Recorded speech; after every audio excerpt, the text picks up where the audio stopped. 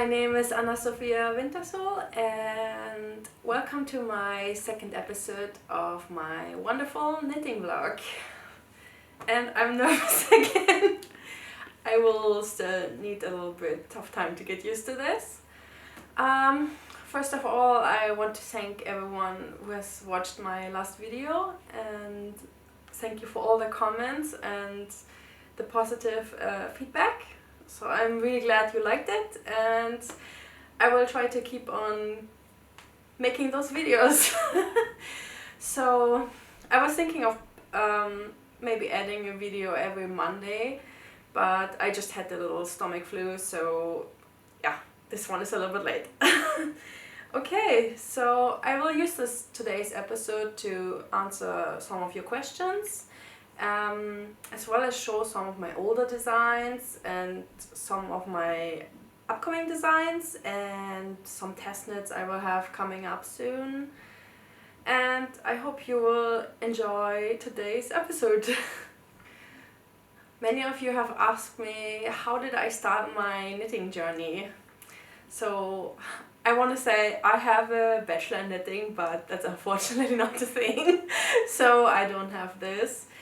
And when did I start knitting? I think I'm just gonna start from the very beginning. So I have always been a creative person and I love to draw from a very young age, and as I mentioned in my last episode, I'm autistic, so I think it was from very early on just my little special interest to be creative and to draw, for example. And okay, so how did I start? Okay, I started my, let's call it career, professional journey as a designer at the age of 17, when I started to work in Japan as a character artist in a video game company. So it's very different to knitting, like completely different. And during this time I didn't know how to knit, and yes, so I spent 7 years in Japan working in several video game companies, and some you may have heard, for example CyberConnect2. And I was, for example, working as a character artist on the Naruto Ultimate Storm 4 video game, if you have played it. And yeah, I worked on several games, and after 7 years in Japan, if you know a little bit about the work culture in Japan, it's kind of, you work a lot, and I just decided I kind of had enough, and not of the career itself, but just of the work culture, because working was all I did, and I just wanted to have some more time to also do other hobbies, which, yeah. Another very famous title you have definitely heard of, if you like video games, is Final Fantasy VII Remake. And I was part of it just at the very beginning, when I was 2 years into the project, and originally it was a different company than Square Enix who had the hands of this project. So I was working a little bit on the environment, but then I quit. Because you just work so much in Japan. Okay, so my interest for knitting sparked after about 6 years in Norway, when I took a summer vacation to Iceland. And it was during this time that for the first time wool sweaters actually got my real attention. Before that they were around me, but I didn't really notice them. I didn't pay too much attention to them, and yeah, so I just saw one and I was mesmerized and I just wanted to have one. And I was first looking for someone who can make me one, but I couldn't find anyone. So I decided, okay, I have to take it in my own hands, and I used YouTube and I started to teach myself how to knit. And I'm a thinker, I like to think big. So my first project was right away a sweater, and it was the pattern Fern and Feather by Jennifer Steingers. And I would love to show you the sweater, but I don't have it anymore, I think. It's maybe somewhere in my storage, but the arms are actually not finished because the sweater was constructed top down, and I started the color work was the first part, and I completely messed it up, and the gauge was completely off. It was probably, I think the original pattern asked for a gauge of 18 stitches on 10 centimeters perhaps, using lead loppy, and mine was probably about 24 stitches on 10 centimeters, but then the body, it was knitted very loosely, so it was just completely, oh, I should probably open up the sweater again and make it one more time, because I would really love to still have the sweater, but then as a designer you have hardly time to knit really on other people's designs because you're just so busy with your own all the time. So right now I have so many projects on my needles, so yeah, but that's how I started my knitting journey really. And my second sweater, it was a sweater called Melraki, and that sweater was also quite off with the gauge, but that was my first design, and that's kind of how I started to design, just because it's in my blood. You could say that I have to design, and designing is my career from very early on, and it's just kind of a little, I don't want to say I changed my career, because I'm still also working in video games and I enjoy this a lot and I'm not gonna stop, and so I'm kind of doing both, but then knitting takes a lot of time. It takes off, like, I barely have time for the other part, but I kind of try to do it both. While also being a parent, of course. Yeah, so I'm gonna go to your next question. So you wanted to see some of my older designs, and I thought I'm gonna show you first my most popular design. And this is the Vague Polaris sweater. So this sweater is not my first sample I ever made. The original sample I made in 2018 in Wanderful, and it turned out a little bit too big for like wearing it right now. During that time it was good, but I lost a little bit of weight and I'm kind of fluctuating. So I lost a bit of weight, so I wanted to have a new one, and this one is actually brand new and I have not blocked it yet. So this one was knitted in a Norwegian yarn called Vams by Rauma. So comparing it to the original, it's a little bit like, the gray is a little bit darker, I would say. And the gauge, it's also 14 stitches instead of 13 stitches, because the original pattern is made for Wanderful or any bulk yarn with a gauge, giving a gauge of 13 stitches on 6 millimeter needles. And I love the sweater. But right now it's too warm to wear it, so I will probably not block it until winter.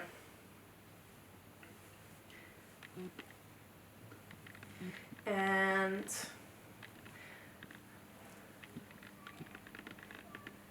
so these are the mittens I have already showed you last time, and I have now finished them. And I finished the pattern, and you can get these on Patreon. I think I'm pronouncing it correct now. So if you join Patreon, you can download these mitten pattern. That's this mitten pattern, not the mittens. But this was not what I just wanted to show you actually.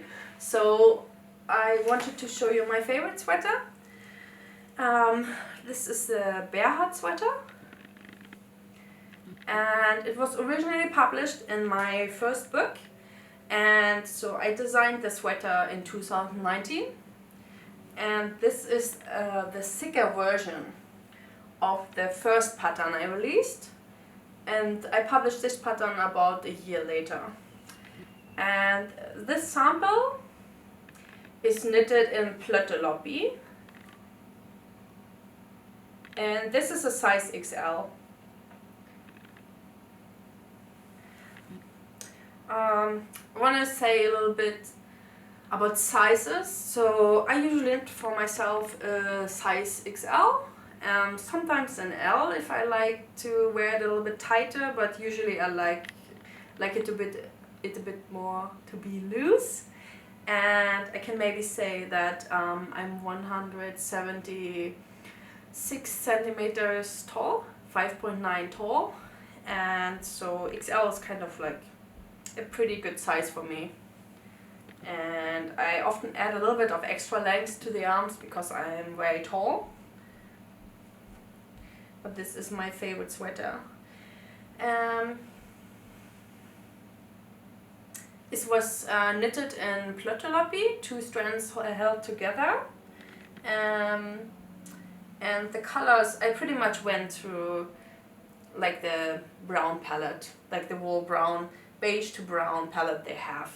So I'm not 100% sure about the color numbers and all that right now, so I will try to maybe add a little clip to this later with the numbers if you're interested. But you can also actually see them in the pattern, so if you look on Ravelry or on my webpage, you can also see them there. I always forget things like this when I'm speaking. And I want to show you another sweater. So this sweater, I designed this sweater about 2 years ago, and the name is Haida, and it has a little bit of yarn hanging here. And it was knitted in Quarry, Brooklyn Tweed Quarry, and it was the first time I used it. And I really like to knit with Quarry, and I also think it's just really good for outdoors, because I like to wear my knitwear a lot outdoors. What I like about it especially is it's kind of a little bit lighter, like the weight is lighter than, for example, Wanderful. Because when I hold this sweater, like it feels really heavy in a way, and this feels very light, but they are just as warm, which is, I think, really nice. And then I'm going to show you one more recent finished sweater I made. So there isn't really a back or front side in most of my patterns. Some of them have short rows, so then you have a back and the front side. But this one, the name is Aurora, and if you look at it, it kind of gives like a similar vibe to the bear hut sweater I just showed you, and this is intentional. So I always loved the bear hut sweater, so I wanted to make one more sweater kind of similar to it, but different. And I mean, the design is very different to this. No, it's kind of similar, but it's different. It's different to the first sweater, but the fit is actually quite different. So this is more, so this has more sizes than the bear hut sweater actually. It has 3 more sizes. And it's more body fitted. Like it kind of goes more like it follows the line of your figure. Can you say it like that? So, yes, so this is Aurora. And I want to show you some of my son's knits as well. So, so this sweater is called the Dragonfly sweater, and there's also an adult version to it, but this is my son's sweater. And this one was knitted in Brooklyn Tweed Tones Light and Loft. The blue is in Loft. and I'm absolutely in love with these colors, and I actually have an adult version for myself on my needles as well. I do have a lot of projects on my needles. I'm gonna show you some more in these videos as well, so it will take a while until this one is done. Maybe 1 or 2 more months probably. So I will show you this one day. And I want to show you the vest. This is a new vest for Vaya. And there's also an adult version on my needles. So this pattern I have not published yet. It is kind of finished. I just had no time to do it yet. But yes, so this is more... The theme is kind of wildflowers, but then also it's more about wilderness, but the flower kind of part. Because a lot of my designs are inspired by animals and just nature, but this is more like about a wild garden. And the design name will be the Heirloom Vest. Oh god, I have to get better at this. I'm not 100% sure about the name actually. As you maybe know, I'm not really... If you follow me on Instagram and Patreon, I just have a thing with being unable to decide on names ever. So yes, I have this, and I have 3 more sweaters I want to show you. So this is a sweater I recently finished, the Northern Nuit sweater, and this is Vaya's worsted version sweater. So this pattern I made in 6 versions. 2 worsted versions and a thick winter version for children, for adults, as well as a lightweight summer version, which includes a t-shirt and a long arm construction in the pattern. And the reason why there are so many versions is I'm somewhat a people pleaser, so I originally just made this worsted version for kids and adults. But then I had a lot of my followers ask if I could make a winter version using, for example, Ala for Sloppy, because this is very popular to knit. So I made that. But then I had even more test knitters ask me if I could make a summer version, just like for a t-shirt, for example, like fingering weight. Some of my followers are from New Zealand, so it's very warm, so they wanted to have a thin version. So I made the thin version as well. So I ended up with 6 patterns in total, and I had them tested all at once, and it was so over my head. We were almost 80 test knitters, and this was a giant chaos, and ooh, it's over, I'm finished, or we are all finished. I'm glad I finished this. I'm not gonna do this ever again. 6 knits at the same time was wild. And now I'm going to show you one more sweater. Actually, I'm going to show you a hat. So this is Vaya's hat, and it is actually called Vaya's hat, and it is knitted in Brooklyn tweed, and as you can see, the edge is double, which kind of makes I feel like it's like a nice I don't even know how to say it, like I like the look when it's kind of like a double, when you have a double ribbing, like a fold. I think it looks very nice. And I'm also pretty happy how the crown has turned out. And you can knit this hat like simple in 1 color or 2 colors or 3 colors. You don't need to knit those stripes, but I just like those stripes. And I can actually answer one question here really quick. Some of you have asked me in the comments if my son goes to Waldorf school, as when I was sharing the candles. It's a very typical thing to do in Waldorf school, and yes but no. So he still goes to kindergarten, and so it's a Waldorf kindergarten, and eventually he will go to Waldorf school. But I can probably add that, or I should add that, Kindergarten is a little bit different in Norway than it is in the US. Because kindergarten starts at 1 year old, or sometimes even at 6 months, and in the US you would learn, it's kind of like a little bit like preschool. It kind of gets you ready for school, but kindergarten is purely about playing and crafting and having fun, and yeah, social, like learning social interactions, learning to share. And Varya loves kindergarten so much, and I'm especially happy with his world of kindergarten because he does so many. He often comes home like with creative things he made. For example, those candles.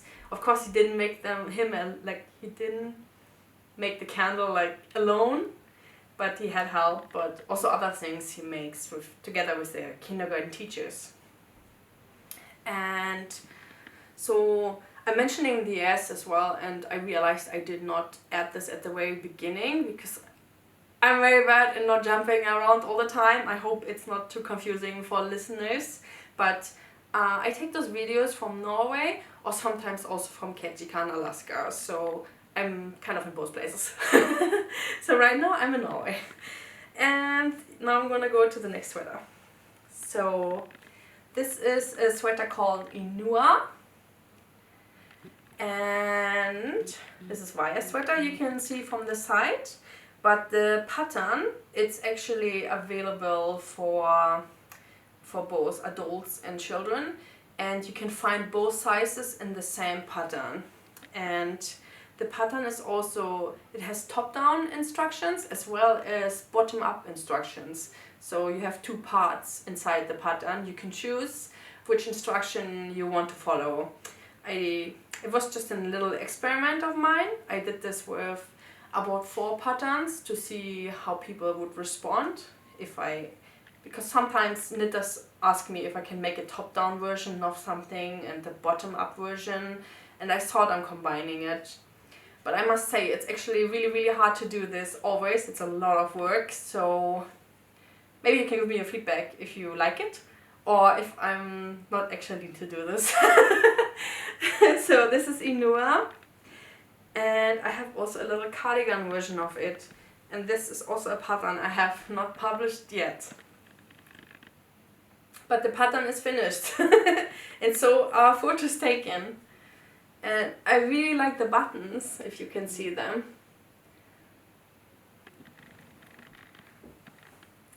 And now I'm gonna show you just one more last design I have, which is a shawl.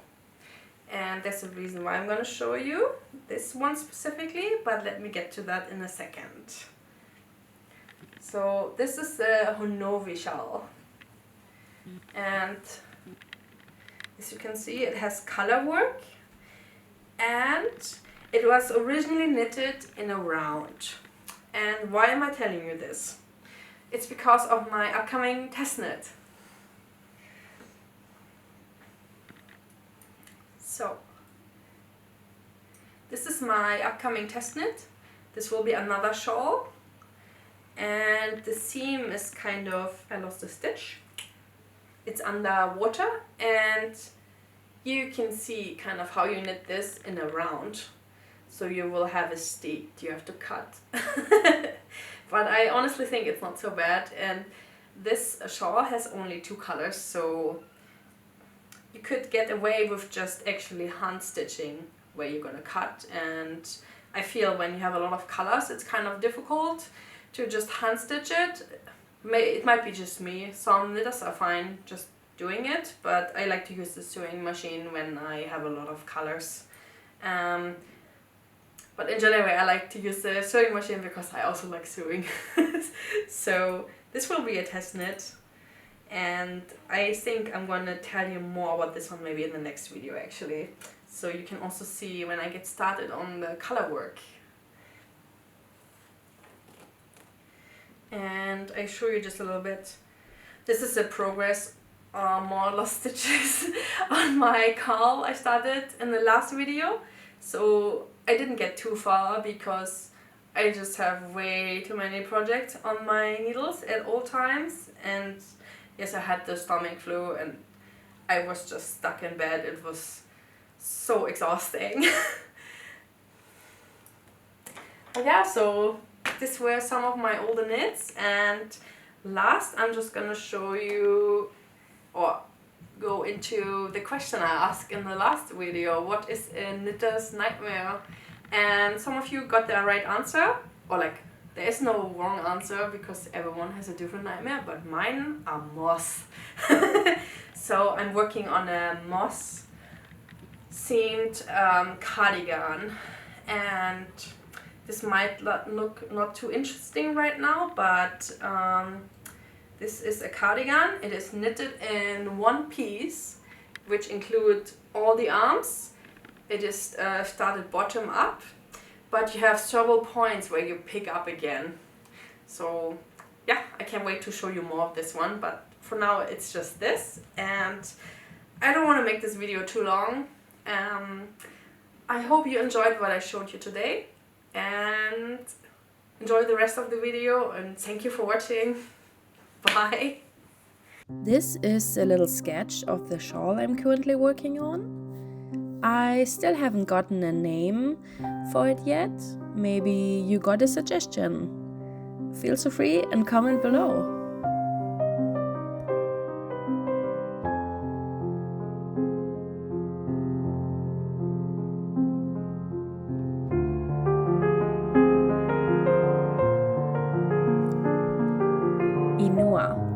I was looking forward to designing a sweater and a cardigan, which is a little bit more simple than what I usually create.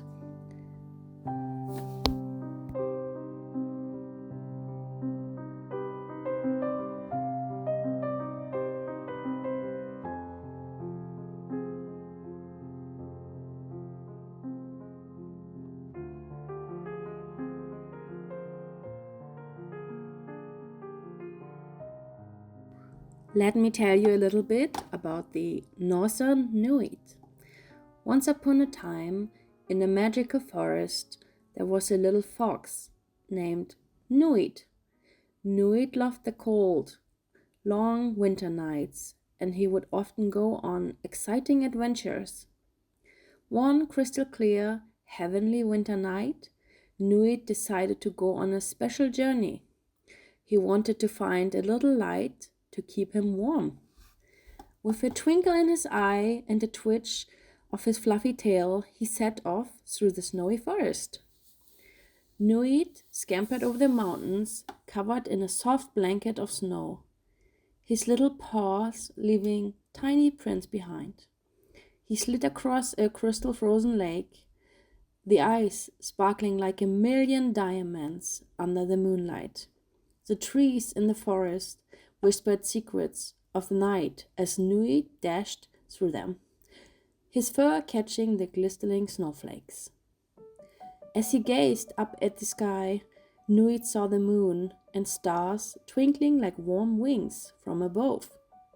Excitement bubbled in his heart, and he decided to chase after them, to finally find his warmth. With each leap, he felt like he was dancing with the celestial lights in the magical winter sky. Nuit's journey was so enchanting that the forest itself seems to come alive, joining him in his quest for warmth and light. And so, in the heart of the enchanted woods, Nuit, the little fox, continued to chase the moon and the stars, sharing the tale of his journey with all of his furry friends. The end.